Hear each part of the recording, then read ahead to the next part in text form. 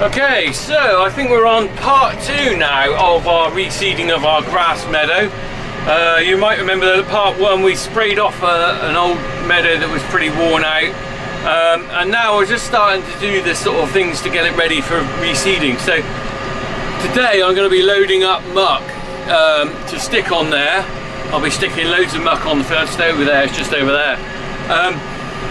There's a slight cock up with me on this. I didn't think this through back in the spring, so let's have a look. I'll just show you the video of us taking the muck down to the muck pile.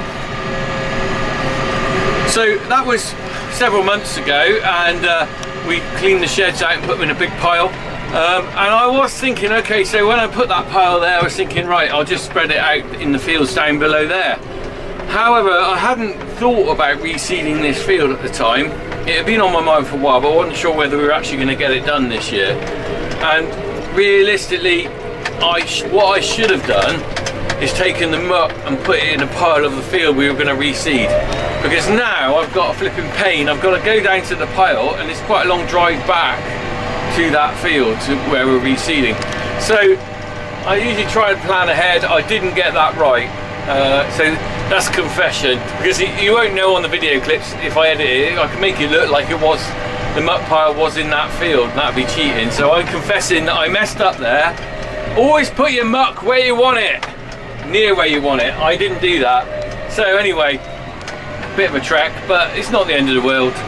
The only thing is you don't really want to drive over your grass and fields too much at this time of year. Anyway, so loading up the muck. We're going to plaster that field with muck, and then it'll be ploughed in, and then it'll have lime on it, and then it'll be cultivated down to a seed bed, and then the seed will be drilled, and then I'll probably roll it, because I can do that a little bit with the roller myself, and then hopefully we'll have a lovely new lay for next spring. But anyway, we're going to crack on with this. We'll have a look at the muck pile in a minute, and we'll get on with the job, as they say. Crack on. Oh, lovely muck. And there's the muck spread I've already brought down.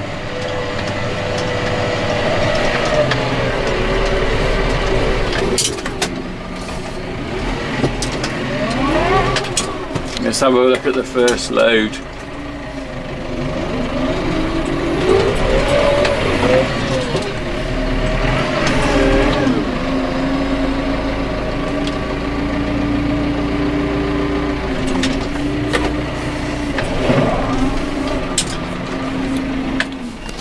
So let's have a quick look at this muck pile. It hasn't been here that long. I would like to normally overwinter it, but because we're reseeding in the spring, sorry, what am I talking about? Reseeding in the autumn, it hasn't had as long to rot down as I'd liked, but actually looking at it, it looks pretty good. Look at this. Can you see the steam coming off of that? Can you see the steam off that? The heat. That's like a radiator. Look at that. That is really warm. Look at that stuff. That's dynamite. That's going to get the ground going. So there's still some bits of straw in here, not too bad. Look at this, good, look at that, juicy muck. Still a bit strawy, but that is heated up in there over the last few months to make some nice stuff. So realistically, a muck pile is better left for 6 months or a year, even if you really want to go for it, because gradually all these long fibres of straw will rot down and go completely to really nice fertilizer. So this hasn't been left as long as I'd like. However, because I'm ploughing it on the top of the ground, spreading it on the top of the ground, when the plough flips over, it will be underneath the soil by sort of that much or more, and so that will continue rotting down under the soil. So all this lovely goodness will go into the ground, and then the seeds are going to take a while to germinate. The roots will come down, hit this muck, so that'll be lovely. I said, not in as long as I'd liked, but long enough, I think. So we're going to be whacking that on now. Whack it on, boys. Whack it on.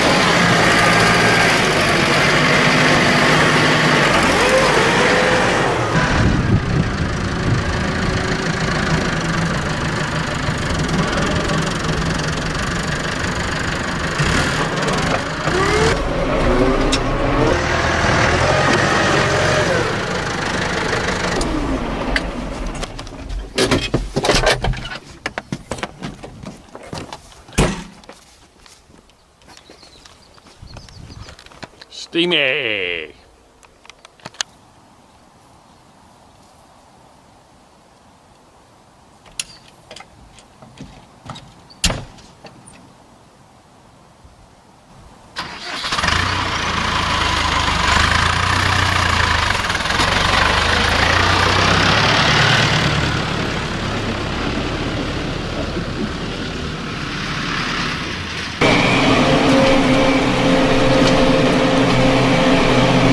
Okay, so when I'm driving around the farm on these jobs and everything, I do see some great wildlife, and this is really cool. So there's always a herons around the farm, but they must have had some baby chicks or something this summer, and now we've got 4 herons on the farm, partly because we restored the ponds not that long ago. So anyway, they're sat over there at the moment. I'm going to see if I can zoom in and we can just capture them. They might fly off and open the tractor door. We'll see how we get on. It's quite on the extreme of my zoom, I think. Right, here we go, people, ready? Right, can we see?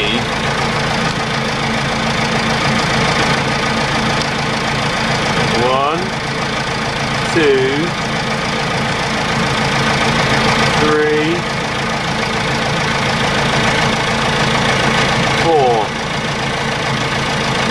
1, 2, 3. Oh, where's the other one gone? 4. Anyway, that's pretty cool. I mean, some people would argue if they got goldfish, they're devastated to see 4 herons because they'll probably strip the pond. But around here, it's all part of nature. I mean, the thing is, I've got the ponds at the top there, which have probably got frogs and stuff in them, which are feeding the herons.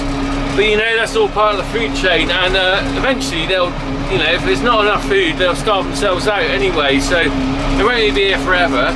Anyway, I'm nearly at the field now. I'm going to be whacking muck on here all day tomorrow as well probably. But we'll just see we go with this load, and then we'll probably catch up at the end. I'm just going to have a quick look as well. We'll just see how yellow the ground's gone. Not particularly yellow yet.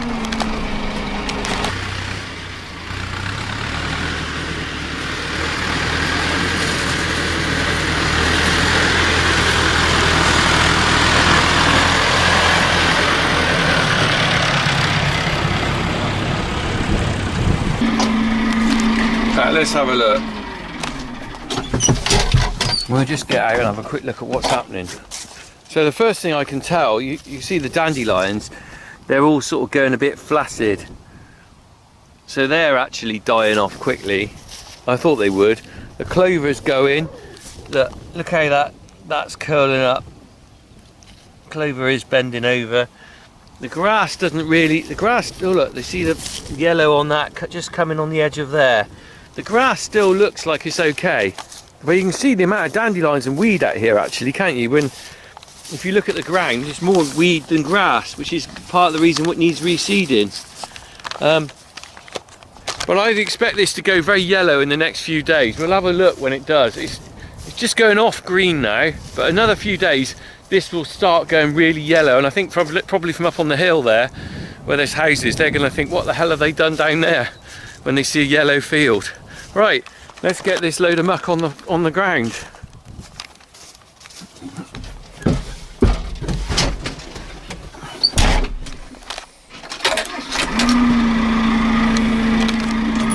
Right, put it on nice and thick. Let's go. Hey ho, let's go.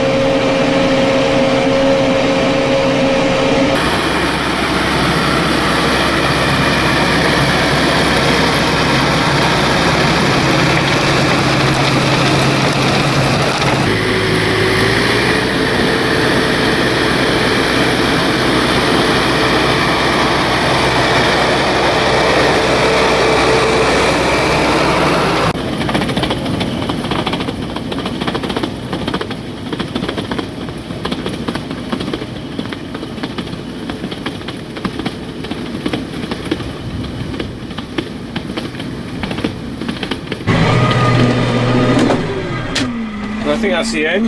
Let's have a quick look out. So, oh, so there you go. You can see we've started getting the muck on the field. Look at it. Look, it does look lovely, juicy muck, doesn't it? Any of you muck expert out there, you can't knock that. That's lovely stuff, isn't it? Spread over there. So I've got to carry on putting it over the whole of this field. We'll have a recap on the next job. So I'm going to carry on muck spreading. I've got quite a few loads to bring out here. By then it will probably start going really yellow, but we'll have a recap when we get on to the next bit, I think. But in the meantime, crack on, more muck spreading.